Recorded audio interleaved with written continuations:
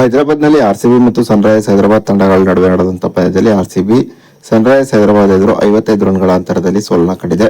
ಹೀಗೆ ಸನ್ರೈಸರ್ಸ್ ಹೈದರಾಬಾದ್ ಎದುರು ಆರ್ಸಿಬಿ ಸೋಲನ್ನ ಕಂಡರೂ ಕೂಡ ಆರ್ಸಿಬಿ ಅಂಕಪಟ್ಟಿಯಲ್ಲಿ ಮೊದಲ ಸ್ಥಾನದಲ್ಲಿ ಫಿನಿಶ್ ಮಾಡಿದೆ. ಈ ಮೂಲಕ ಆರ್ಸಿಬಿ ಮಂಗಳವಾರದಂದು ಕ್ವಾಲಿಫೈಯರ್ 1 ನಲ್ಲಿ ಗುಜರಾತ್ ಟೈಟನ್ಸ್ ತಂಡವನ್ನು ಎದುರಿಸಲಿದೆ. ಇನ್ನು ಸನ್ರೈಸರ್ಸ್ ಹೈದರಾಬಾದ್ ಎದುರು ನಡೆದಂತಹ ಪಂದ್ಯದಲ್ಲಿ ಆರ್ಸಿಬಿ ಸೋಲನ್ನ ಕಂಡ ಬಳಿಕ ಆರ್ಸಿಬಿ ತಂಡದ ನಾಯಕ ರಜತ್ ಪಟಿದಾರ್ ಹೇಳಿದ್ದೇನೆ ಎಂಬುದರ ಡೀಟೇಲ್ಸ್ ಅನ್ನ ಈ ವಿಡಿಯೋದಲ್ಲಿ ನಾವು ನಿಮ್ಮ ಜೊತೆ ಶೇರ್ ಮಾಡಲಿದ್ದೇವೆ. ಸುದ್ದಿಯ ಡೀಟೇಲ್ಸ್ ಅನ್ನ ಕೊಡುವುದಕ್ಕಿಂತ ಮುಂಚೆ ನೀವು ಆರ್ಸಿಬಿ ತಂಡದ ಅಭಿಮಾನಿಗಳಾಗಿದ್ದಲ್ಲಿ ಈ ವಿಡಿಯೋಕ್ಕೊಂದು ಲೈಕ್ ಮಾಡಿ. ಹಾಗೆ ಆರ್ಸಿಬಿ ಸೀಸನ್ 19ರಲ್ಲೂ ಕೂಡ ಚಾಂಪಿಯನ್ ಆಗಿ ಹೊರಹೊಮ್ಮುತ್ತದೆ ಅಂತ ನಿಮಗೆ ಅನಿಸುತ್ತದೆಯೋ ಅಥವಾ ಇಲ್ಲವೇ ಎಂಬ ನಿಮ್ಮ ಅನಿಸಿಕೆಯನ್ನ ತಪ್ಪದೇ ಕಮೆಂಟ್ ಬಾಕ್ಸ್ ಅಲ್ಲಿ ತಿಳಿಸಿ ಕೂಡ.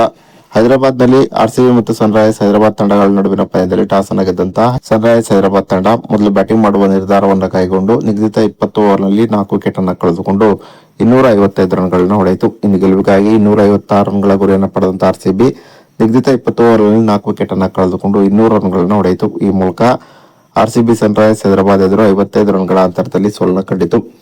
ಇನ್ನು ಸನ್ರೈಸರ್ಸ್ ಹೈದರಾಬಾದ್ ತಂಡ ಅಂಕಪಟ್ಟಿಯಲ್ಲಿ ಮೊದಲ 2 ಸ್ಥಾನದಲ್ಲಿ ಫಿನಿಶ್ ಮಾಡಬೇಕಾಗಿದ್ದರೆ ಆರ್ಸಿಬಿ ತಂಡವನ್ನ 166 ರನ್ಗಳ ಒಳಗೆ ಕಟ್ಟಿ ಹಾಕಬೇಕಾಗಿತ್ತು. ಆದರೆ ಆರ್ಸಿಬಿ ಈ ಪಂದ್ಯದಲ್ಲಿ 200 ರನ್ಗಳನ್ನು ಹೊಡೆದ ಕಾರಣ ಅಂಕಪಟ್ಟಿಯಲ್ಲಿ ಇದೀಗ ಸನ್ರೈಸರ್ಸ್ ಹೈದರಾಬಾದ್ ತಂಡ 3ನೇ ಸ್ಥಾನದಲ್ಲಿ ಫಿನಿಶ್ ಮಾಡಿದೆ.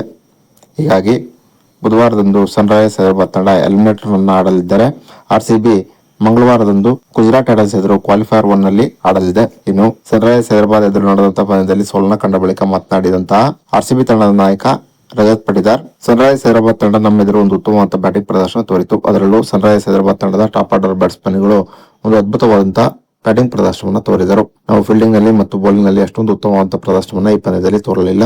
ಇನ್ನು 256 ರನ್ಗಳ ಗುರಿಯನ್ನ ಉತ್ತಮವಾಗಿ ನಾವು ಬೆನ್ನತ್ತುತ್ತಿದ್ದೆವು. ಆದರೆ ವಿರಾಟ್ ಕೊಹ್ಲಿ ಮತ್ತು ವೆಂಕಟೇಶ್ ಅಯ್ಯರ್ ವಿಕೆಟ್ ಕಳೆದುಕೊಂಡಾಗ ನಾವು ಮೊದಲು 166 ರನ್ಗಳನ್ನ ಪೂರೈಸುವುದರತ್ತ ಗಮನವನ್ನು ಹರಿಸಿದೆವು. ಯಾಕಂದ್ರೆ ಸನ್ರೈಸರ್ಸ್ ಹೈದರಾಬಾದ್ ತಂಡದ ಬೌಲರ್ಸ್ಗಳು ಉತ್ತಮ ಸ್ಲೋ ರನ್ ಗಳನ್ನ ಹಾಕುತ್ತಿದ್ದರು. ಈ ಪಿಚ್ ನಲ್ಲಿ ನಿಧಾನವಾಗಿ ಬರುವ ಬಾಲ್ ಗಳನ್ನ ಪಿಕ್ ಮಾಡುವುದು ಸ್ವಲ್ಪ ಮಟ್ಟಿಗೆ ಕಷ್ಟವಾಗಿತ್ತು.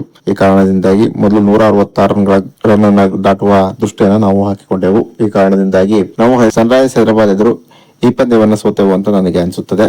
ಖಂಡಿತವಾಗಿಯೂ ಈ ಪಂದ್ಯದಲ್ಲಿ ಆದಂತಹ ತಪ್ಪುಗಳನ್ನ ತಿದ್ದಿಕೊಂಡು ಪ್ಲೇ ಆಫ್ ನಲ್ಲಿ ಒಂದು ಉತ್ತಮವಾದ ಪ್ರದರ್ಶನವನ್ನ ತೋರಲು ಪ್ರಯತ್ನವನ್ನ ಪಟ್ಟು ಮತ್ತೆ ನಮ್ಮ ಚಾಂಪಿಯನ್ ಪಟ್ಟವನ್ನ ಡಿಫೆಂಡ್ ಮಾಡಿಕೊಳ್ಳಲು ಎಲ್ಲಾ ರೀತಿಯಾದಂತಹ ಪ್ರಯತ್ನವನ್ನು ನಮ್ಮ ತಂಡ ಮಾಡುತ್ತದೆ ಎಂಬ ಭರವಸೆಯ ಮಾತುಗಳನ್ನ ರಜತ್ ಪಟಿದಾರ್ ಹೇಳಿದ್ದಾರೆ.